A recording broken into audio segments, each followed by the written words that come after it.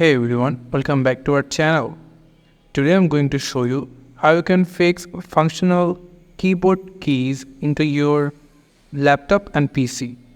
Basically, if your functional key is not working or it's disabled, then this video will help you to enable them and fix them. So without wasting any time, let's get started. So first we will on this on-screen keyboard. You can turn it on by clicking on search over here, on-screen keyboard, and this keyboard will be open over here.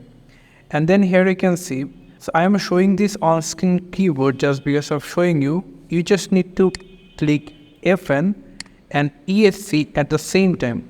So if you FN and ESC button clicked at the same time, it will enable your functional key into your Windows 10 or 11 or your laptop or your PC.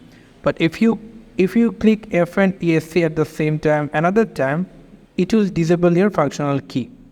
So this is how you can enable your functional key and disable. Thank you so much for watching this video. I hope to see you in another video. Till then, goodbye.